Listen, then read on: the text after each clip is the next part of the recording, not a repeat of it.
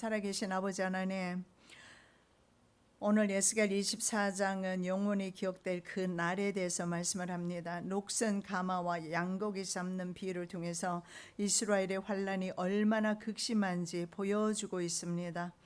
아버지 하나님, 이스라엘 백성들의 그 삶을 보면서 우리는 경계받게 도와주시옵시고 교훈을 얻을 수 있도록 은혜 베풀어 주시옵소서. 오늘도 주님이 말씀을 친히 증가하여 주실 줄로 믿사오며 거룩하신 예수 그리스도의 이름으로 기도드립니다. 아멘. 자, 에스겔 24장 말씀인데요. 오늘은 6절에서 10절 말씀까지 우리가 보겠습니다. 영원히 기억될 그 날에 대해서 말씀하는데, 영원히 역사 가운데 기록된 날입니다. 바로 예루살렘이 멸망을 당하는 날입니다. 그래서 영원토록 기억이 남아져서 오늘 우리들도 그 기억을 되살려서 오늘 말씀을 보고 있습니다. 우리가 왜 이 말씀을 봐야 할까요? 다른 나라 히스토리인데 우리가 왜 이것을 봐야 할까요?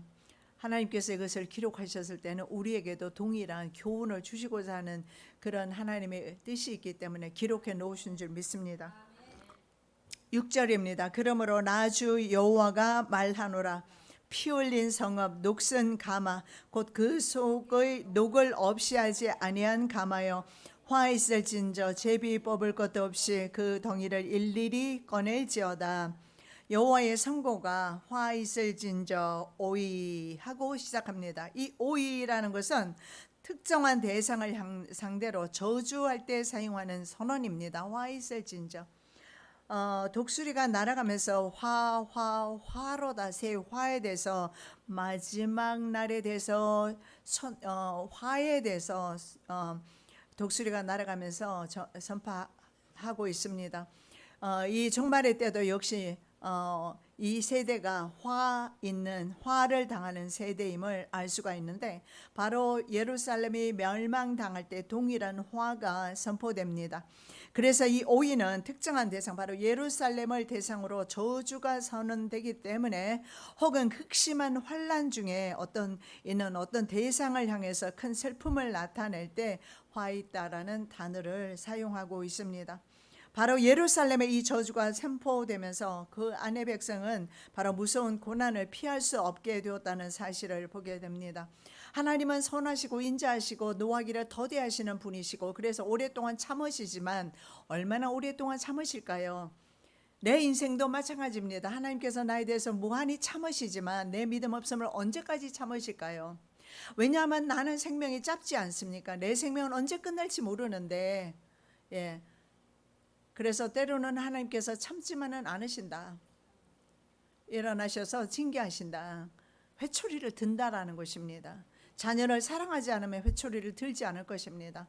자녀를 사랑하기 때문에 회초리를 들 수밖에 없다는 사실을 볼 수가 있습니다. 그래서 이 성읍을 피 흘린 성읍이라고 규정하고 있습니다. 여러분, 이 피라는 것은 말입니다, 피성으로 불렸던 성이 따로 있습니다. 니느웨가 요나 선지자가 예언 활동을 하고 회개를 했지만, 그러나 100년이 지난 후에는 나홈 선지자에 의해서 피성이라는 그렇게 성이 바로 피를 많이 흘리는 성읍으로 규정이 됩니다. 피를 흘렸다는 것은 바로 하나님의 심판의 피가 역시 그들에게로 돌아간다는 사실을 보여주는데, 이 피 흘린 성읍은 적은 피가 아니라 많은 피들이라는 원어에 보면은 복수로 되어 있습니다. 근데 피라는 액체를 복수로 사용할 수는 없습니다.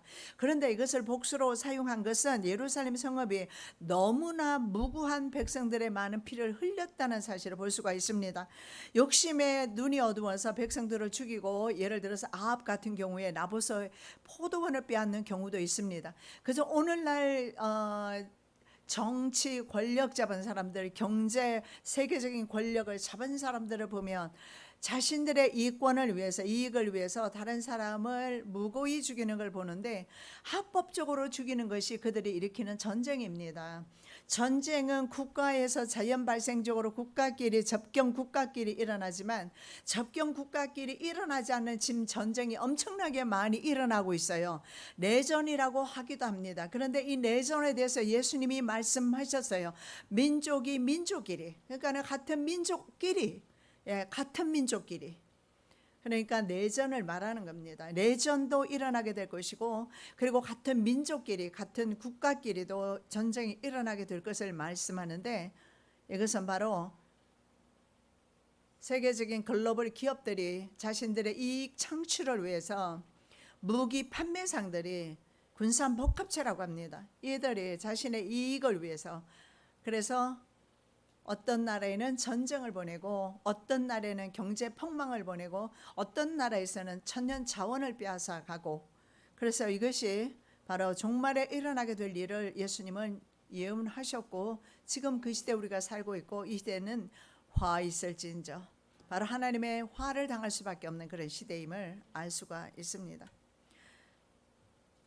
자, 그 속에 녹이 있고, 그것의 녹이 결코 그것 밖으로 나가지 않는 가마여, 이렇게 선포하고 있습니다. 녹이 있는데 녹은 절대로 결코 밖으로 나갈 수가 없다라는 겁니다. 그렇다면 녹이 안에 있는데, 여러분 녹이 안에 있는 용기 안에다가 여러분의 음식을 합니까? 그럴 일은 없지요.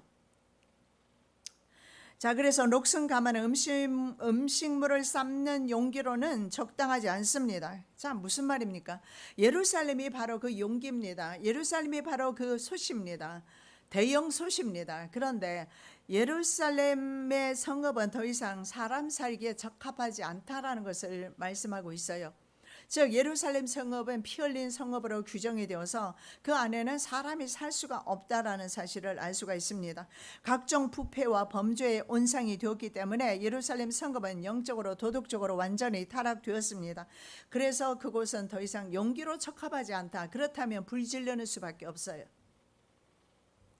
그 속에 녹을 없이 하지 아니하고, 로라는 단어를 써요. L-O, 로는 영어의 never, 결코라는 가장 강한 부정어입니다. 로를 사용해서, 가장 강한 부정어를 사용해서 이들의 녹이 어느 정도냐 하면, 뿌리가 깊어서 전혀 그 죄악에 대해서 인식도 없고 고칠 생각도 없고, 이미 그 죄가 너무나 고착화되어 있기 때문에 생각조차, 돌이킬 생각조차 할 수가 없는 거예요. 어쩌면 하나님의 저주가 그대로입니다.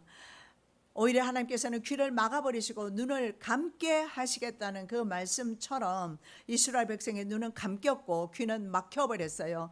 여러분 귀가 열리시기 바랍니다. 말씀을 들을 때 귀가 열리시고, 말씀을 들을 때 눈이 열리시고, 하나님 나라를 보시고 하나님 음성을 듣는 은혜가 있으시기 바랍니다. 그냥 설교로만 듣고 그냥 사람의 말로만 들으면 무슨 유익이 있겠습니까? 그냥 집에 앉아서 소파에 편히 누워서 영상 틀어놓고 하나 듣는 게 낫지 않겠습니까?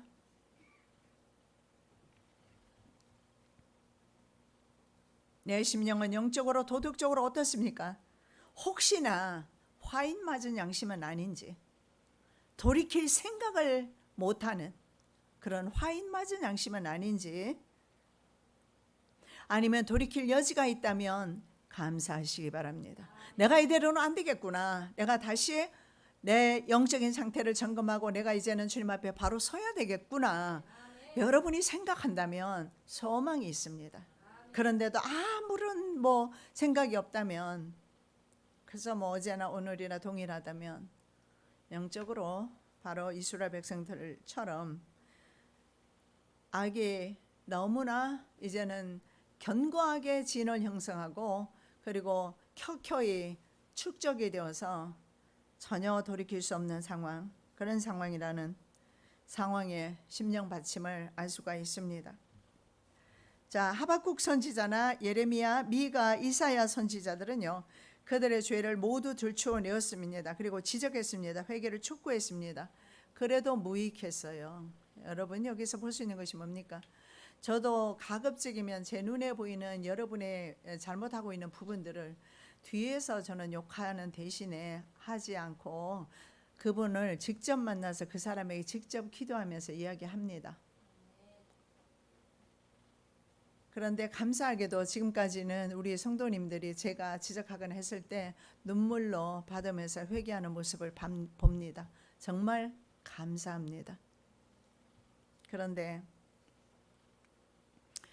이스라엘에는 위대한 선지자 이사야, 에레미야, 미가, 하박국, 에스겔, 다니엘 이런 선지자들이 활동을 했어요. 대선지자, 소선지자 전부 활동을 했습니다. 이스라엘 멸망할 때. 되지 않습니다. 왜 그럴까요? 귀가 막히고 눈이 감겨져서 그런 거예요. 그건 누가 그렇게 했을까요? 하나님께서 그렇게 하셨어요. 처음부터 들었으면 하나님께서 그렇게 하지 않았을 거예요. 안 했을 거예요. 그렇게 수많은 선지자들을 보내고 선포했음에도 불구하고 끝까지 듣지 않았을 때 하나님은 더 이상 소망이 없다는 사실을 압니다. 그리고 하나님께서 감기게 하라고 말씀하셨지만 사실은 스스로 감은 겁니다. 스스로 귀를 막은 겁니다. 호세아 4장 6절 말씀에 명철과 지혜, 지식의 근본이신 하나님을 알지 못해서 망했다라고 말합니다. 본인이 명철이 없고 지식이 없으니까 명철의 하나님, 지식의 하나님을 영접하지를 못하는 것입니다. 자, 녹이라는 것은요, 병들다 하는 헬라타, 병들다는 의미가 있어요. 그래서 헬라타는요, 녹이라는 것이 헬라타인데 병들다 의미 할라에서 유래된 말이에요. 그래서 병이라는 거예요. 그래서 지금 이 솥 안에 있는 녹은 바로 이스라엘의 고질적인 불순종이라는 병입니다. 에스겔에서만 5회 사용되는 녹입니다. 그래서 이 병은요, 인간이나 동물 신체에 나타나는 질병을 의미하지는 않습니다. 꼭 그것만을 의미하는 것이 아니라 고질적인 죄악의 병을 말하고 있는 것입니다. 무쇠솥을 오랫동안 사용하지 않아서 솥 표면에 발생한 금속의 녹을 에스겔이 이제 이 비유로 말씀하신 것은 어떤 목적이 있습니다. 왜냐하면 너무 오랫동안 방치된 이스라엘에 가증한 죄악으로 인해서 영적으로 깊은 병이 들었음을 표현하기 위해서 이렇게 솥에 오래 사용하지 않은 무쇠솥을 비유로 말씀하고 있습니다. 이렇게 금속 표면에 생긴 녹처럼 점처럼 떨어지지 않는 묵은 죄들이 있는데 여러분 이거를 인정하시는 게 좋습니다. 스스로 해결할 수 있으면 자기가 씻었을 거예요. 그래서 전능자 하나님은 우리는 의뢰할 수밖에 없고 말씀을 읽어야 하는데 새로 오신 분도 말씀을 그렇게 사모하면서 읽으니까 주님의 음성을 듣지 않습니까? 주님의 음성을 듣지 않았습니까? 그런데 우리 오순복 자매님 처음 들은 거 아니에요. 우리는 그전부터 이미 들어서 알고 있는 내용이에요. 그런데 본인은 그런 마음이 있었던 것 같습니다. 그런데 하나님의 교회에 대한 염려와 그런 사랑 때문에 그런 마음을 먹었겠지요. 먹는 순간에 하나님의 말씀을 들었습니다. 저분이 불과 6개월 전에 하나님을 알지 못했고 1년 전에도 물론 몰랐고 하나님을 전혀 몰랐던 무신론주의자입니다. 그런 분이 하나님을 믿으면서도 하나님을 믿고 나서 얼마 되지도 않았지만 말씀이 책을 읽는 것이 어려워서 한국 시민권도 못 땄던 분이에요. 책을 들면 머리가 아파서. 그런데 어떻게 하루 종일 일도 못 갈 정도로 성경 말씀 어렵습니다. 성경 말씀이. 그런데도 그렇게 읽을 수 있을까요? 하나님께서 열어주셔서 그래요. 그래서 혹시라도 교만하시면 안 돼. 내가 이만큼 읽었는데 아니 내가 읽은 것이 아니라 주님이 열어주신 겁니다. 그렇습니다. 하나님께서 우리에게 내게 말씀의 은사 주시고 기도의 능력 주셔야 기도할 수 있고 말씀 볼 수 있습니다. 마음에는 원하지만 안 돼요. 그랬다면 베드로가 예수님을 배반하지 않았을 것이고 가룟 유다가 나오지 않았을 거예요. 왜 가룟 유다가 나왔습니까? 왜 베드로가 예수님을 저주하면서 부인했습니까? 주의 성령이 내게 오실 때 가능한 일입니다. 그래서 우리는 주님의 은혜를 구해야 합니다. 말씀으로 기도 가운데서 구해야 합니다. 내 스스로 이 놋을 제거할 수 없어요. 여러분 놋을 꼭 기억하시기 바랍니다. 오늘 말씀 다 잊어도 내 안에 녹이 있으면 안 된다. 녹이 있으면 나는 하나님이 버린다. 이것을 우리는 기억하셔야 합니다. 그리고 또 하나 이 녹은 하나님만이 해결해 주신다. 그래서 하나님이 해결해 주시라고 우리는 기도해야 합니다. 여호와께서 자기 앞에 선자들에게 명하사 그 더러운 옷을 벗기라 하시고 또 여호수아에게 이르시되 내가 네 죄과를 제하여 버렸으니 내게 아름다운 옷을 입히리라 하시기로. 제사장이 더러운 옷을 입고 있으면 안 되는데 더러운 옷을 입고 있어요. 어쩔 수 없이 제사장도 죄인이란 말입니다. 그랬을 때 하나님께서 천사를 명해서 그 아름다운 옷을 입혀주어라. 옷을 벗깁니다. 이것이 바로 칭의입니다. 의롭다라고 인정해 주신 거예요. 아름다운 옷은 바로 예수 그리스도의 십자가를 의미합니다. 십자가의 보혈로 우리는 죄 없다라고 하나님 앞에 인정된 것입니다. 이것이 바로 죄 없다라고 선언되는 칭의입니다. 그래서 사도 바울은 믿음으로 말미암아 칭의 의롭게 되었다라고 선포하고 있습니다. 자, 남유다는 죄에 대한 대가 심판을 통해서 정결하게 되는 것을 보는데 참으로 어리석습니다. 결국은 매를 맞을 만큼 맞아야 돼요.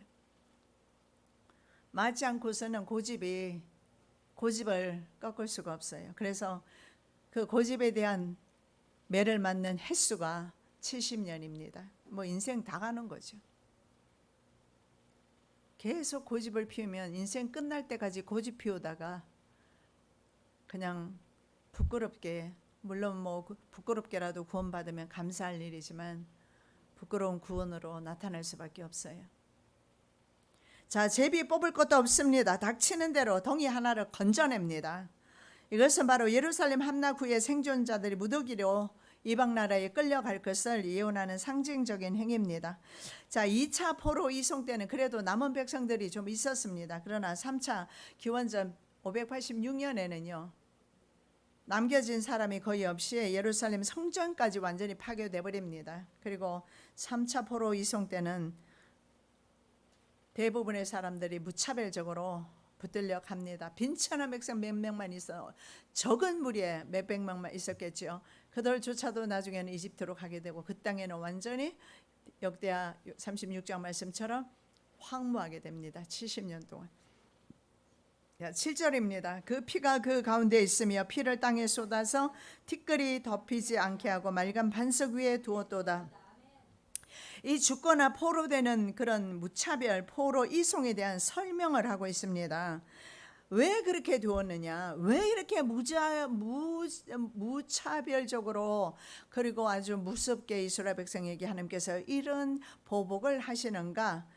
예루살렘 가운데 피가 있었기 때문이라고 합니다. 그래서 피성이라고 말씀을 하시는데 적어도 말입니다. 각종 압제와 학대, 살인과 부정부패 더 이상 숨길 수 없어서, 그리고 살인을 더 이상 숨길 수가 없게 된 것을 말하는 거예요. 원래는 살인을 하면 숨기는 것이 보통입니다. 자신의 살인을 감추기 위해서. 그런데 명백한 증거가 피로써 그냥 드러나는 것입니다. 말갛게, 반석 위에. 자, 맨바위입니다. 맨바위라는 것은 맑은 반석입니다. 반석 위에 사람들의 눈에 잘 띄는 큰 바위입니다. 그런데 예루살렘의 사악함이 바로 바위 위에 살인의 증거가 되는 피가 그대로 있었다라는 거예요. 살인, 압제, 학대, 부정 등이 바로 맑은 바위 위에 그대로 있었고, 이것은 원래는 흙으로 덮습니다. 왜냐하면 살인을 하면 보통은 묻습니다. 살인 흔적을 없애기 위해서 최소한, 또 죽은 사람에 대한 예의기도 하지 않겠습니까? 짐승에게 주지 않기 위해서라도. 그런데 자신들의 범죄를 스스로 노출하거나 과시하고 있다는 겁니다. 그리고 양심의 가책도 없고 부끄러움도 없고 양심이 그야말로 화인 맞은 거예요. 적어도 살인을 하면 땅속에 묻는데 말입니다. 피를 땅속에 묻으면 흙먼지가 덮어서 동화되면서 흔적 없이 됩니다. 그래서 억울하게 형에게 맞아 죽은 아벨의 피 한번 보십시오. 땅속에서 하나님께 하소연했다. 창세기 4장 10절입니다. 내 아우의 핏소리가 땅에서부터 내게 호소하느니라. 가인은 적어도 말입니다. 살인을 하고 땅속에 묻었습니다. 그러나 이스라엘 백성은 아무 두려움 없이 하나님 없는 것처럼 그렇게 자신의 죄를 만천하에 볼 수 있도록 양심에 거리낌 없이 그렇게 악한 일을 했다라는 것을 말씀하고 있습니다. 예루살렘 사회는요, 피해자의 피가 하나님께 호소하든 말든 상관하지 않았습니다. 성경에는 분명히 피를 흘린 죄를 그대로 갚겠다라고 말씀하셨는데 말이죠. 자, 동생을 살인한 가인에게 내린 하나님의 벌을 보면은요, 밭을 갈아도 땅에 다시는 그 효력, 곡식을 생산을 안 해요. 그리고 땅에서 유리하는 자를 험네스라고 합니다. 험네스 $1. 집 없는 방랑자로서 가인은 살게 됩니다. 참 불쌍하죠. 집이 없고, 그리고 땅은 곡식을 내지 않고, 얼마나 인생 살아가면서 정말 가슴이 퍽퍽한 그런 삶을 가인은 살지 않았겠습니까? 어쩌면 이것이 오늘날 현대인의 신앙인의 모습이기도 한 것 같습니다. 가슴은 그저 온갖 고통과 한숨과 눈물로 범벅이 되어 있는데 우리는 그냥 덮어놓고만 있습니다. 그냥 괜찮다라고. 안 괜찮은데 자기 내면에서 그렇게 아우성을 치고 있음에도 불구하고 그것은 덮어놓고 그저 돈 벌기에 혈안이 되어 있는 우리의 모습 말입니다. 자, 이 가인에게 내렸던 동일한 심판이 이스라엘에게 내립니다. 바로 바벨론으로 포로 이송되는 것입니다. 8절입니다. 내가 그 피를 말간 반석 위에 두고 덮이지 않게 함은 분노를 발하여 보응하려 함이로라. 그들의 행위가 결국은 하나님의 심판을 위해서 했다라는 사실을 볼 수가 있어요. 즉 죄가 죄로 드러나기 위해서 하나님께서 심판하시겠다는 말씀입니다. 이스라엘 백성의 뻔뻔한 살인의 증거를 반석 위에 그대로 두기로 하십니다. 이런 증거를 토대로 그대로 이스라엘 백성에게 행하는 것입니다. 참고 인내하셨던 하나님의 맹렬한 분노가 화산 폭발하듯이 용암이 그저 쏟아 올라오듯이 위로 솟구쳐 나오는 듯 그렇게 말씀하고 있습니다. 맹렬한 분노를 떠오르게 하려고 직역하며 이런 의미가 돼요. 솟구쳐 나오는 그 하나님의 그 분노, 보복을 하시기 위해서입니다. 그래서 죄악을 심판하시고 억울한 죽음을 당한 사람의 원수를 갚아주시는 모습입니다. 9절입니다. 그러므로 나 주 여호와가 말하노라. 화 있을진저 피를 흘린 성읍이여 내가 또 나무 무더기를 크게 하리라. 여기에 나 주라는 말을 씁니다. 나 주 아도나이라는 의미는요 바로 천지 만물의 주관자를 아도나이라고 합니다. 즉 다른 사람의 생명의 주관자도 하나님이시고 모든 환경과 이 천지 만물에 대한 주관자 아도나이 주님이십니다. 그를 우리는 주님으로 큐리오스라고 부르는데 주님은 바로 세상에 대한 주권을 가지고 계시고 인간의 생사 화복에 대한 주권도 주님이 가지고 계십니다. 그런데 내 인생이라고 내 마음대로 하려고 하는 노력을 할 때 하나님의 주권을 인정하지 않는 결과를 낳게 돼요. 그래서 자기 식대로 살았을 때 당연한 결과를 맞이할 수밖에 없습니다. 그래서 우리 그리스도인은요 자기가 주인이 되지 않습니다. 하나님이 주인 되시도록 좀 우리는 뒤로 물러나서 한 걸음 뒤로 물러나서 여유 있게 주님이 주권, 주님이 내 생명을 주장하시도록 좀 내어 드리는 겁니다. 그렇게 할 때 한 발짝 뒤로 물러가면 우리 인생이 좀 덜 피곤한데 그렇지 않으면 그저 내가 다 해결해야 되는 부분이고 그러면서 우리 인생은 더 피곤해지게 되는 것입니다. 바로 아도나이 속에는 약속의 신실하신 하나님을 보여줍니다. 왜 그러냐면 아도나이의 주인, 아도나이는 만물의 주인이라고 했습니다. 우리 인간의 주인이기도 하십니다. 그렇다면 인간의 주인이라는 뜻은 하나님이 주인 노릇 하시겠다는 것입니다. 그리고 하나님의 약속은 지키시겠다는 바로 그 의미가 아도나이 속에 있는 거예요. 우리가 할 일은요 간단합니다. 인정하는 겁니다. 주님을 나의 주인으로 인정하는 것입니다. 그래서 삶 속에서 하나님께 많이 물으면서 길을 걷는 것이 좋을 것입니다. 내가 먼저 발을 내딛지 말고 그 전에 먼저 하나님 앞에 기도하면서 하나님이 기뻐하시는 길인가, 하나님께서 싫어하시는 길인가, 아니면 이것이 바로 니느웨로 가는 길인가, 아니면 다시스로 가는 길인가 정도는 우리가 구별할 수 있어야 합니다.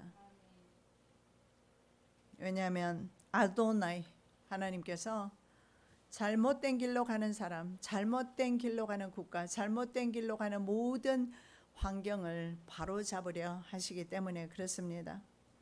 자, 원래 여부스 사람의 땅을 다윗이 빼앗아서 하나님께서 통치하시는 도시, 오전 말씀에도 들으셨지만 유다 땅이었습니다. 유다가 여부스 사람을 내쫓지 못했습니다. 언제까지? 다윗 시대까지 가나안 7족속 가운데 하나가 바로 여부스 족속입니다. 그런데 다윗은 여부스 족속을 내쫓습니다. 하렘, 하나님의 거룩한 전쟁을 다윗은 합니다. 그래서 가나안 땅에 있는 가나안 사람을 쫓아내고 진멸하는 일을 함으로써 그는 하나님의 마음에 합한 종인 거예요. 하나님의 마음에 합한 종이 되기 위해서는 산속에 올라가서 소나무 나무 부여당 잡고 목소리가 변할 때까지 기도하는 것이 아니라 하나님의 마음에 합한 종이 되기 위해서는 내 마음에 있는 적들을 물리치는 것입니다. 내 마음에 있는 적들과 싸워서 정결케 하고 내 마음을 가꾸어야 합니다. 아름다운 하나님께서 서시기에 합당한 그릇으로 그리고 옥토로 바꿔야 할 것입니다.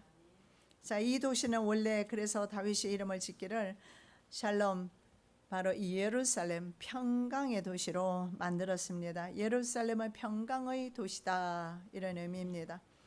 샬롬입니다. 샬롬, 평강이지만 이제는 성읍 자체가 하나님의 그 사랑과 진리는 온데간데 없어지고 평강이 없어지게 됩니다. 그래서 피로 물든 상태, 피투성이가 되었습니다. 나무 무더기를 크게 하실 것입니다. 이것은 풀무불을 뜨겁게 하기 위해서 엄청난 양의 장작더미를 쌓아 올린 것을 의미합니다. 가장 무서운 하나님의 심판을 상징하는 것입니다. 이것이 바로 하나님이 용암처럼 이렇게 표출하신 하나님의 분노의 표출이다라는 것입니다. 우리는 생각할 때 그냥 지금도 조용하시니 하나님은 마냥 그냥 죽은 하나님처럼 생각할지 모르겠지만 그 날이 오면, 예루살렘처럼 그 날이 오면, 인류 가운데도 그 날이 오고 있습니다. 그 날이 오면 하나님께서는 인류 처음부터 지금까지 참았던 분노를 이 땅 위에 다 쏟아내지 않겠습니까? 그것이 바로 일곱 인 재앙, 일곱 나팔 재앙, 일곱 대접 재앙으로 요한계시록에는 그렇게 말씀하고 있습니다. 자, 크게 할 것이다. 이 말은요, 규모나 정도나 크기나 양에 있어서 엄청 커지는 것을 말합니다. 이것은 역사적으로 하나님께서 바벨론 군대를 최강의 군대로 만드시겠다, 이런 의미와 동일합니다. 그래서 바벨론 군대는 정말 최강의 군대였고 그의 기병대는 날아오는 독수리와 같다라고 하박국 선지자는 1장에서 말씀합니다. 그리고 다니엘은 그 나라를 독수리 날개 달린 사자로 표현하고 있습니다. 그래서 조류 중에 맹수가 바로 독수리입니다. 그리고 동물 중에 가장 강력한 맹수가 바로 사자입니다. 그 두 개를 합쳐놓은 것이 바벨론 군대였어요. 바벨론 기병대입니다. 이 기병대가 달려오는데, 이스라엘을 멸망시키기 위해 달려오는데, 그 열심은 이스라엘 백성이 그렇게 열심으로 죄를 지었던 것과 비례해서 똑같은 모양으로 오고 있다. 참, 이거 보십시오. 이게 하나님께서 우리를 대적할 때는 이렇게 무섭게 대적을 하십니다. 그런데 우리는 하나님을 너무 만홀히 여길 때가 많이 있고, 그저 내 생각대로 환경은 내 것이니까 내 마음대로 그렇게 혹시 조심성 없이 살지는 않으시는지, 내일부터 하루하루를 하나님 앞에서 걸어가시고 걷는다는 심정으로 조심하면서 걸음을 떼야 할 줄로 믿습니다. 10절입니다. 나무를 많이 쌓고 불을 피워 그 고기를 쌓아 녹이고 국물을 졸이고 그 뼈를 태우고, 가마솥 안에 모든 음식을 완전히 연소시켜 버립니다. 혹시나 뼈 졸이다가 잊어버린 적 있습니까? 있답니다. 속까지 타버리죠. 뼈는 어때요? 완전히 뭉개지죠. 이것이 이스라엘의 현실이 된 것입니다. 국물이 졸아 없어지고 뼈까지 타버리고 정도로 불을 지펴요. 직역하면 너는 그 나무들을 많게 하라. 너는 불을 지펴라. 너는 그 고기를 삶아 녹여라. 그리고 너는 그 국물을 졸이라. 이렇게 디테일하게 상세하게 명령을 하고 뼈들은 태워지게 될 것입니다. 이스라엘에 행하실 전무후무한 가공할 만한 그런 무서운 심판이 이루어졌음을 볼 수가 있고, 북이스라엘은 그보다 120년 전에 아수르에 의해서 포로되어 가면서, 그때 한번 제가 설교한 적이 있고 그림도 본 적이 있을 겁니다. 얼마나 처참하게 살아있는 채 살가죽을 벗기는, 그리고 십자가형으로 매다는 그런 처참한 일들을 당하게 되는데 하나님을 버렸을 때 나타나는 현상이었고 심판이었습니다. 자, 태우다라는 것은 역시 마찬가지로 뜨거운 열기로 골수와 조직까지 모두 태워서 재로 만드는 것을 말합니다. 예루살렘과 고관들과 지도자들 이렇게 처참한 고통 가운데서 없어지게 되었습니다. 자, 누가복음 19장 42절 말씀에 이런 말씀이 있습니다. 자, 이들은 그러면 바벨론 70년 다녀온 뒤에 그러면 이스라엘 백성은 정신 차렸을까요? 그렇지 않았습니다. AD 70년에는 그야말로 나라 자체가 없어져 버립니다. 로마에 의해서.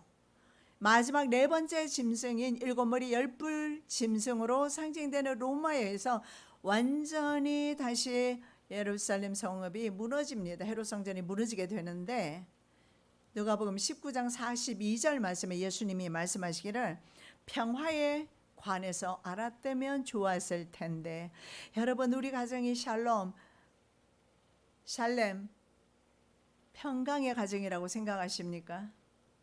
평강이 무엇이 평강입니까? 물질로 도배하고 성공으로 도배해서 그것을 평강이라고 오해하지는 않는지. 예루살렘은 평강의 도시지만 예수님은 말씀하시기를 평화를 모른다 너는. 내 눈에 숨겨졌다 이렇게 말씀하시고, 이 평화의 도시 예루살렘은 AD 70년에 멸망하고 회복되지 않았고, 그리고 1900년 만에 회복은 되었지만 지금 예루살렘 도시에는 아랍인들이 살고 있어요. 이스라엘 유대인들보다는 내가 땅을 비운 사이에 다른 민족이 와서 그 땅에 살기 시작하면서 결국은 가나안인들과 함께 사는 형국이 되어버린 것입니다. 하렘을, 성전을 실시하지 않았기 때문에, 즉 내면의 그런 적들을 알지 못하고 물리치지 못했기 때문에 적과의 동침을 하고 있는 예루살렘의 모습을 현재 우리는 보고 있습니다. 우리는 우리 가정에 이런 적들이 없는지 잘 살피시는 은혜 있으시기 바랍니다. 살아계신 아버지 하나님 감사합니다. 이렇게 가공할 만한 하나님의 심판이 이루어지고서도 이스라엘은 정신 차리지 못하고 유대인들은 역시 하나님 앞에 거역하다가 드디어 로마에 의해서 AD 70년에 완전하게 멸망당하고 1900여 년 동안 나라 없이 유대인들은 전 세계에 흩어져 살면서 극심한 고통과 끔찍한 고난 속에 살아왔다는 역사적인 사실을 우리가 보고 있습니다. 그것은 내면의 적들을 그들이 물리치지 않았기 때문입니다. 하나님을 순종하지 않았기 때문입니다. 내 내면의 적들을 물리치게 도와주시옵시고 내 가정과 내 마음을 평강으로, 평강의 가정과 마음으로 인도하여 주시옵소서. 거룩하신 예수 그리스도 이름으로 기도드립니다. 아멘.